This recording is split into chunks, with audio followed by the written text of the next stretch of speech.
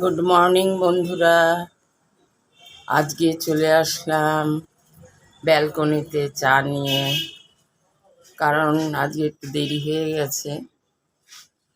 জানলা দিয়ে রোদ চলে এসছে। ব্যালকনিটা পশ্চিম দিকে, রোদ আসেনি, ভালোই হাওয়া লাগছে। তারপর আজ তো জামাই ষষ্ঠী। মা বাবা বেঁচে ছিল যখন জামাই ষষ্ঠী হতো, আজ আর নেই, জামাই ষষ্ঠীও নেই। খুব মনে পড়ছে পুরোনো দিনগুলোর কথা।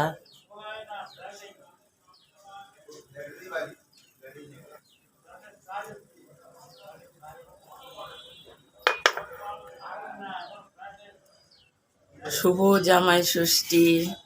সব জামাইদের জানালাম শুভ জামাই ষষ্ঠী।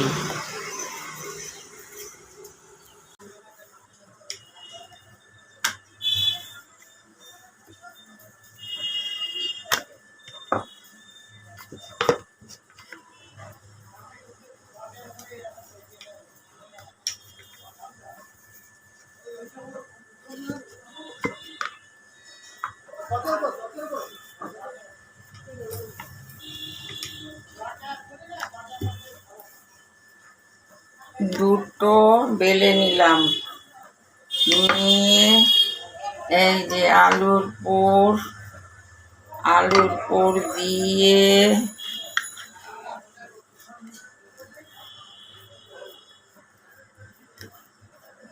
একটু জল দিয়ে দিলাম পাশে।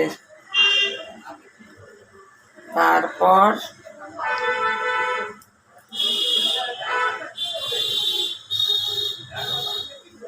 দেখুন, বুড়ো বয়সেও কি শখ, আলুর পরোটা করছি। আলু মেখেও পুরো করা যায়, আর এটা ভেতরে পুর দিয়ে করছি। দুটোর দুরকম স্বাদ, হেভি লাগবে খেতে। চলুন।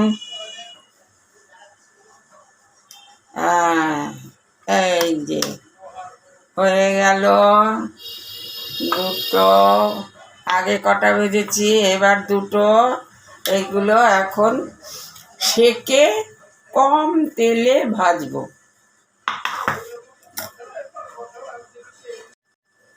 এই যে খেয়ে নিলাম স্বাস্থ্যকর খাবার। আজকে আর ডিশে না, হাতে করি। শরীর তো রক্ষা করতে হবে, তা নাহলে চলবে কি করে।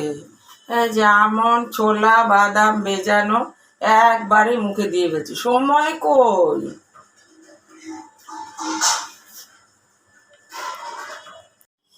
হ্যালো বন্ধুরা, আর জামাই ষষ্ঠী। জামাই ষষ্ঠী আমাদের হয় না, অনেক বছর হয়ে গেছে, কারণ মা বাবা নেই, তাই জামাই ষষ্ঠীও নেই। মনের দুঃখে ব্যালকনিতে বসে চা খেয়ে তারপর নিজেই আলুর পরোটা করলাম, মাছের কালিয়া করলাম, আর যা মাংস করিনি, এই বয়সে মাংস সহ্য হয় না। জামাইকে খাওয়াবো, আমার বরকে, সেও তো এক বাড়ির জামাই, ও হচ্ছে তোবদার বাড়ির জামাই। আপনারা হয়তো চিনবেন, এক্স এমপির বাড়ির জামাই।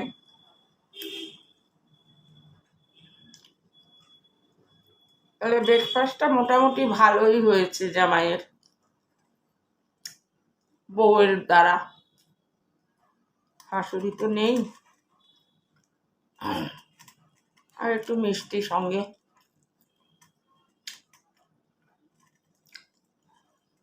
দুপুরের রান্নাটাও একটু জুত করেই করেছি।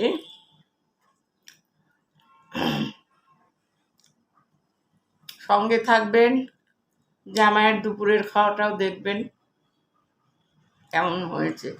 বুড়ো জামাই তো, তাই মাংস টাংস করিনি, মাংস খেতে পারে না, আমিও পারি না খেতে, খাওয়া বারণ আছে। সঙ্গে থাকুন, দুপুরের খাওয়া দাওয়া দেখুন। হ্যালো বন্ধুরা, এই দেখুন, জামাই ষষ্ঠী নেই তো কি হয়েছে, আমার হেল্পিং হ্যান্ডের বিশাল জামাই ষষ্ঠী। সে 7 দিন আসবে না জামাই ষষ্ঠী উপলক্ষে। জামাই মেয়ে এসে থাকবে, তাদের খাওয়াবে। অবশ্য ওরা বছরে একবারই তো আসে।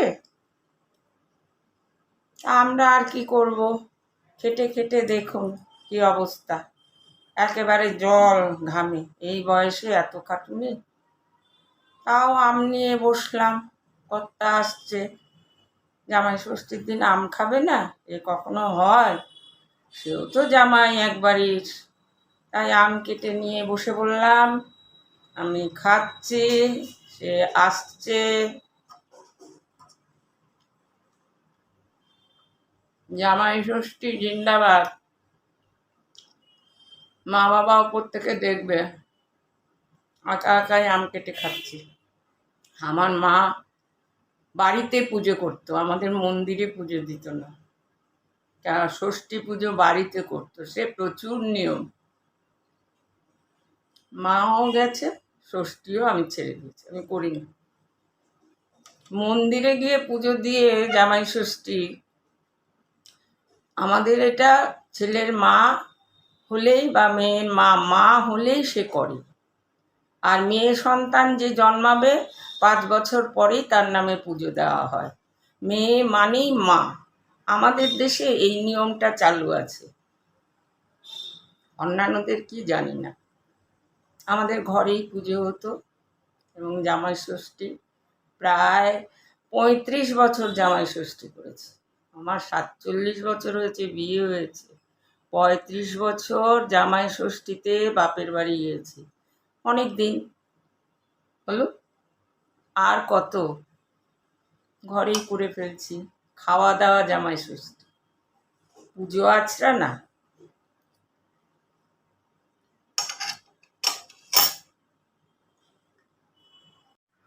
কেডা তো ভালো মন্দ রাইন্দা দিব তার।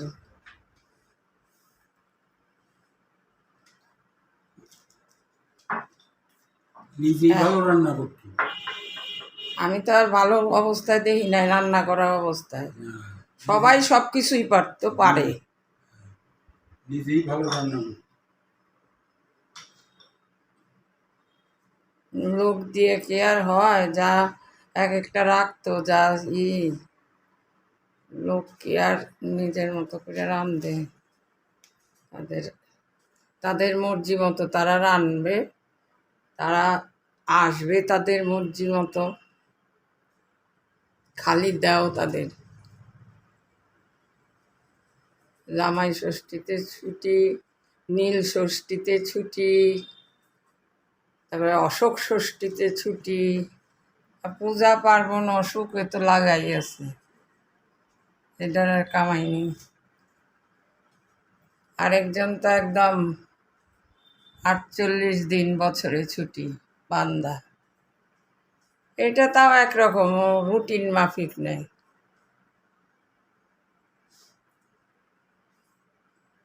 অসুবিধা কম। তারপর রাত্রিবেলার খাবারে চলে আসলাম। খুবই সিম্পল, রাত্রে খাওয়া দাওয়া করলাম। কর্তাকে দিলাম পরোটা, ভেন্ডির তরকারি, ছানা, ছোলার ডাল। আমি ডাল চাল সেদ্ধ করে খেয়ে নিলাম। বন্ধুরা, ইন্ট্রো দিতে ভুলে যাই, কি করি বলুন তো? আমি বাঙাল শাশুড়ি, বৌমার শাশুড়ি মা, আপনাদের সঙ্গে কথা বললাম এতক্ষণ। এখন রাত্রের খাবার সংক্ষেপেই সারলাম। পরোটা, ছোলার ডাল আর ভেন্ডি চচ্চড়ি, ছানার পায়েস, এই খাওয়া দাওয়া করে এইবার শুয়ে পড়ব। Good night.